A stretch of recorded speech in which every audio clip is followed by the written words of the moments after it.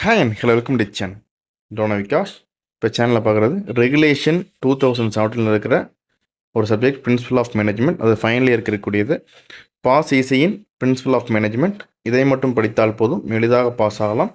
Pass ஈஸியின் POM WhatsApp channel name pass easy, டிஸ்கிரிப்ஷனில் link இருக்கும், அதை யூஸ் பண்ணி ஜாயின் பண்ணிக்கலாம். இன்ஸ்டாகிராமில் காண்டாக்ட் பண்ண அப்படின்னா விக்னேஷ் டோனா விகாஷ் அப்படி ஐடி மூலமாக எனக்கு காண்டாக்ட் பண்ணலாம். ஸோ பார்க்குறது ரெகுலேஷன் 2017 இருக்கிற ஒரு subject MG 8591 principle of management. Ready கொடுத்தவங்க மிஸ்டர் கௌதமன் சார். ஸோ அவங்க கையில தான் வீடியோஸ் பார்க்க போகிறோம். Thanks to Gauthaman sir. So unit 1 அதுலேருந்து யூனிட் 5 வரைக்கும் எல்லாத்தையும் பார்க்கலாம்.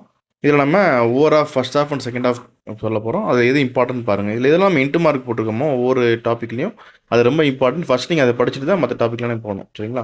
இப்போ யூனிட் 1ல் ஃபர்ஸ்ட் இம்பார்ட்டன்ட் டாப்பிக்ங்கிறது management is an art or science. இதுவும் ஜென்ரல் கொஸ்டின். என்னதுனாலும் ஒரு மார்க் கிடைக்க உங்களுக்கு வாய்ப்பு இருக்குது.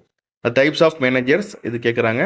இது ஃபர்ஸ்ட் ஹாஃபில். செகண்ட் ஹாஃபில் 2 கொஸ்டின் இருக்குது, ரெண்டுமே இம்பார்ட்டன்ட் தான். அதில் ஃபஸ்ட்டு வந்து Henri Fayol 14 principle of management compulsory இந்த கொஸ்டின் வரும். இந்த 14 பிரின்சிபல் நல்லா படிச்சுக்கோங்க. அடுத்து டைப்ஸ் ஆஃப் பிஸ்னஸ் ஆர்கனைசேஷன் இதை பற்றியும் கேட்குறாங்க. ஸோ இது மாதிரி 2 இது படிச்சுக்கணும். சரி, ஃபஸ்ட் ஹாஃப் மட்டும் படித்தா போதுமா, செகண்ட் ஹாஃப் படிச்சு போதுமானா அப்படி கிடையாது.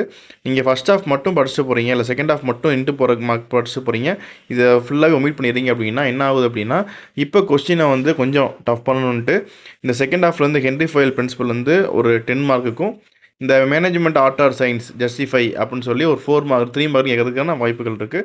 அதனால் நம்ம ரெண்டையுமே கான்சன்ட்ரேட் பண்ணுங்கள். நம்ம எது நீங்கள் படிக்கிறீங்களோ ஒரு ஆஃப் நல்லா படிச்சுக்கோங்க, இன்னொரு ஆஃப் வந்து கொஞ்சம் லைட்டாக பார்த்துட்டு போங்க. அடுத்து யூனிட் 2. யூனிட் 2வை பொறுத்த வரைக்கும் நமக்கு இதில் ஒரு 5 டாபிக் இருக்குது. ஃபஸ்ட்டு 3 டாபிக் வந்து பார்த்தோம் அப்படின்னா அது ஃபஸ்ட் ஹாஃப்லேயும், செகண்டு 2 டாபிக்ஸ் வந்து செகண்ட் ஹாஃப்லேயும் இருக்குது, சரிங்களா? நம்ம கலர் மாற்றிக்கலாம், சரியாக தெரியல.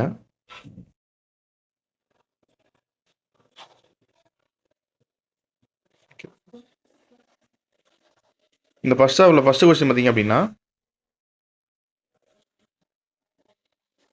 பிளானிங் ப்ராசஸ் அப்படின்ற கொஸ்டின் இருக்குது.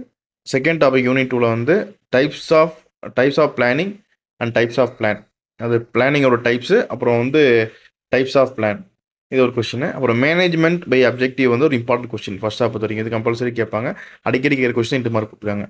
அடுத்து ஃபர்ஸ்ட் ஹாஃப் செகண்ட் ஹாஃப் நீங்கள் வந்தீங்க அப்படின்னா அது 2 கொஸ்டின் இருக்குது.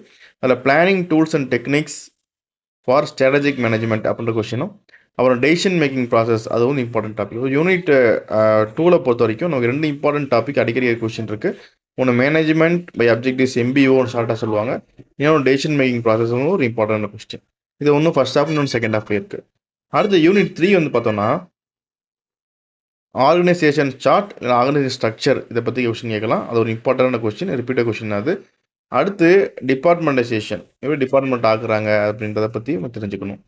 அடுத்து செகண்ட் ஹாஃபில் யூனிட் 3ல் ஃபர்ஸ்ட் ஹாஃப் பார்த்துட்டோம். செகண்ட் ஹாஃப் 2 டாபிக் இருக்குது. ஒன்று வந்து ஜாப் டிசைன், இன்னொன்று வந்து பார்த்தோம்னா HRM ப்ராசஸ்.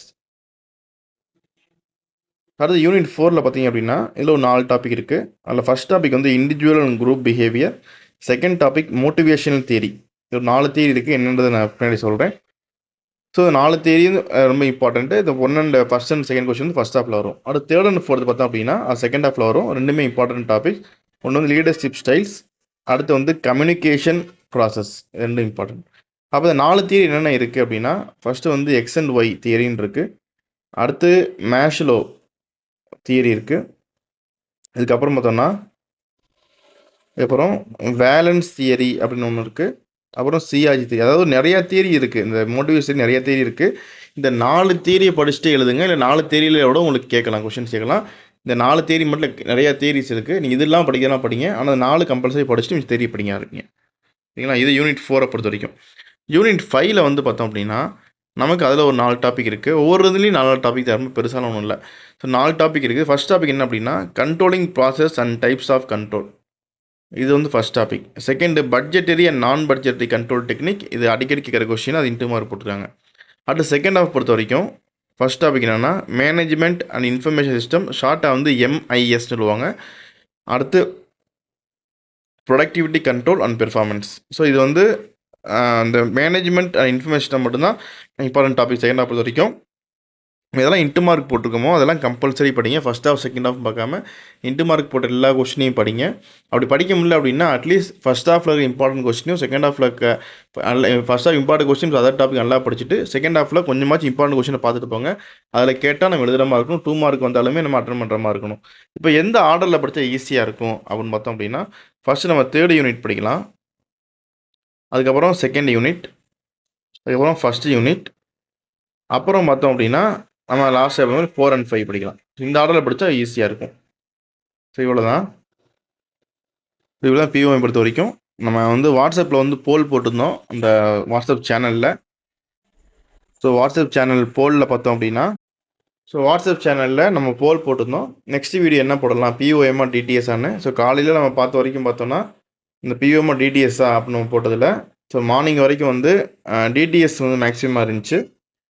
அதுக்கப்புறம் பார்த்தோன்னா அப்படியே பிஓஎம் வந்து மேக்ஸிமம் போயிடுச்சு. இப்போ வந்து இந்த போலில் பிஓஎம்க்கு வந்து 16 நம்பர்ஸும் டிடிஎஸ் 15 நம்பர் வந்துச்சு. ஒரு நம்பர் இன்க்ரீஸ் ஆனதுனால ஃபஸ்ட்டு வீடியோவை நம்ம பிஓஎம் போடுறோம். அடுத்த வீடியோ வந்து டிடிஎஸ் இருக்கும்.